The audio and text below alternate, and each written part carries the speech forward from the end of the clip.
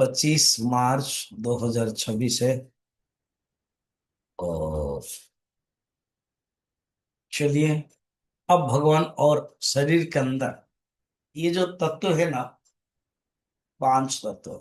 ऐसे देखा जाए चार ही है, चंद्र के बारे में 2 बार बताया। और बाहर जो कस्मो है, माइक्रो है, अब अंदर जा रहे हैं। प्रसिद्ध श्लोक है। इसी श्लोक को ही भोजन के लिए पढ़ा जाता है, और इन्हीं के कारण पूरा टोटल 15 चैप्टर में पढ़ते हैं। भगवान कहते हैं मैं इस शरीर के अंदर भी रहता हूँ, प्राण के रूप में रहता हूँ। प्रश्नोपनिषद में प्राण के बारे में बहुत वर्णन है।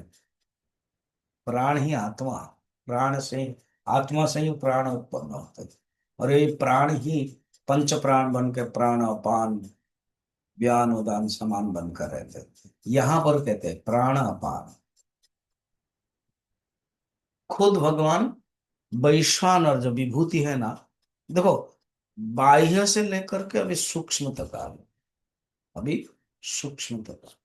श्री भगवान वाच अहम वैश्वानरो भूत्वा प्राणिनां देहमाश्रितः प्राणापान समायुक्तः पचाम्यन्नं चतुर्विधम्। अहम वैश्वानर भूत्वा। एक अग्नि है, अनेक प्रकार अग्नि है। फर्स्ट लोकाग्नि, जो हम खाना बनाते हैं लकड़ी का या चूल्हा का, हीटर का, वो है लोक अग्नि, लौकिक, बाहर का, वर्ल्डली फायर। सेकंड है बाणवाग्नि, समुद्र में भी अग्नि आ जाती है। वनाग्नि, जंगल में भी बांस के कनेक्शन से, रगड़ से, पत्थर के रगड़ से भी आ जाता है। चिताग्नि, जहां हम मनुष्य को जलाते हो, चिताग्नि।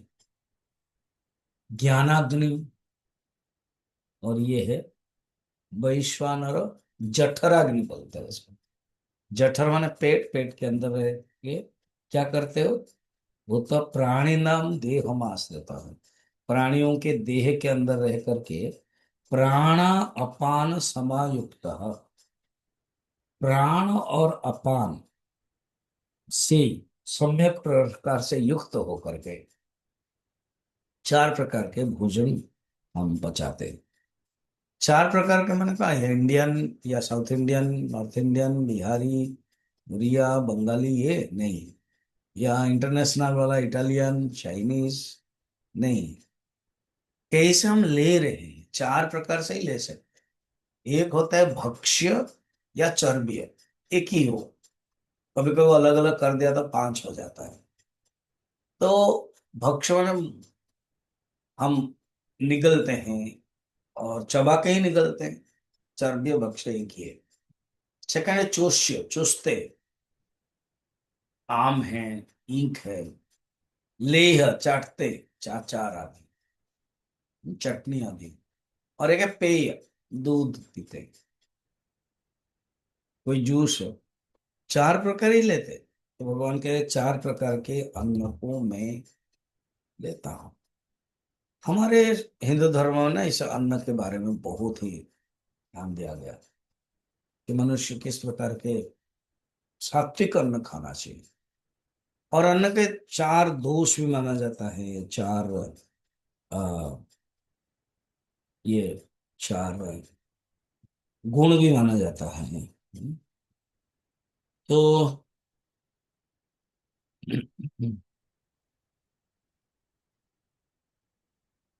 चार जो दोष माना जाता है ना, वो है सौरभ्य, माने अच्छी बास होनी चाहिए सिगने। अब मांस है, प्याज है, लहसुन है, उसकी फ्रेग्रेंस ही गंदा है, सौरभ्य नहीं है। मगर कोई अच्छा घी है, कितना सुंदर बास हो जाता है। फिर सौरूप्य, रूप भी अच्छा होना चाहिए। नियम है, सब्जी का जो जो रंग है वो रहना चाहिए।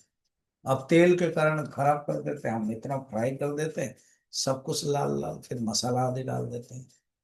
वो केवल बॉइल्ड वेजिटेबल में ही संभव है, जो जो सब्जी का, हाँ, बीन का, गाजर का, सब अपना अपना जो रूप है वो नहीं जाएगा, वैसे ही रहेगा।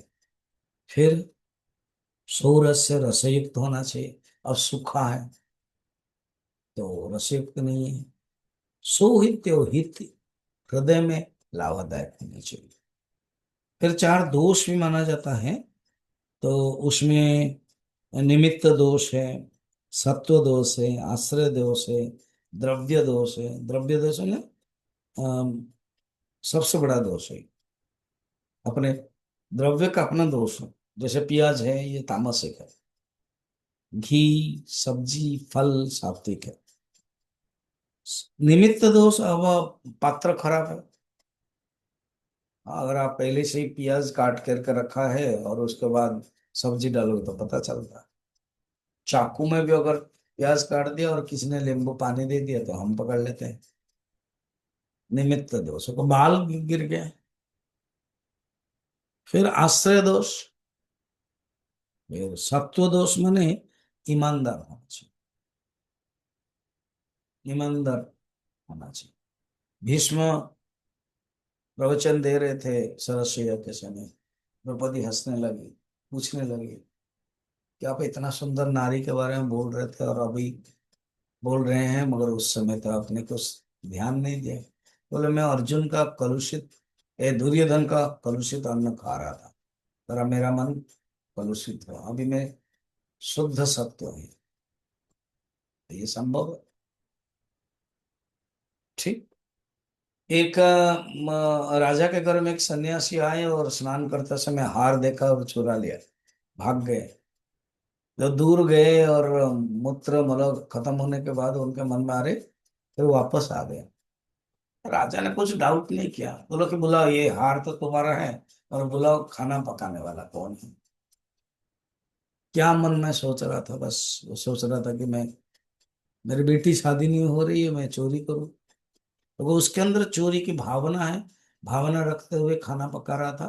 वो भावना इधर आ गई सन्यासी के। अब उन्होंने अन्न, दूषित अन्न मलमूत्र द्वारा सब नष्ट चले जाने के बाद उनका जो मन है पूर्व रूप आ गया। ये सब बातें हैं। तो अहम वैश्वानरो भूत्वा प्राणिनाम देहम आश्रितः प्राणापान समायुक्तः पचाम्यन्नं चतुर्विधम्। आज इतना ही करते हैं।